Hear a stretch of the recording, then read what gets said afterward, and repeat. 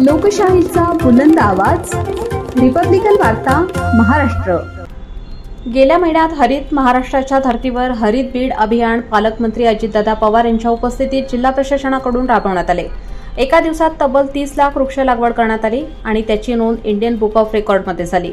परंतु याच हरित अभियानाला तडा देत गणेश विसर्जनाच्या दिवशी बीड जिल्हा कारागृह आवारातील लिंब, चिंच, कवठ, शेवरी, वड यासारखी 40 ते 50 वर्षे जुनी असलेली 50हून अधिक झाडे बुंध्यापासून कापून टाकण्यात आली। त्याहून गंभीर बाब म्हणजे शासकीय मालमत्ता विक्रीची रीतसर प्रक्रिया न करता झाडे खासगी वाहनाने विल्हेवाट लावण्याचा प्रयत्न करण्यात आला।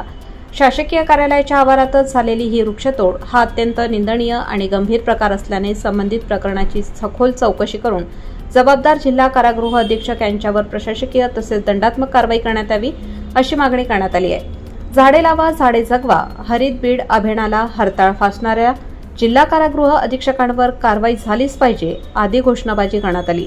यावेळी मोठ्या संख्येने सामाजिक कार्यकर्ते, पदाधिकारी उपस्थित होते। रिपब्लिकन वार्ता महाराष्ट्र बीड, प्रतिनिधी Babasaheb Manere. Subscribe now and press the bell icon. Never miss an update.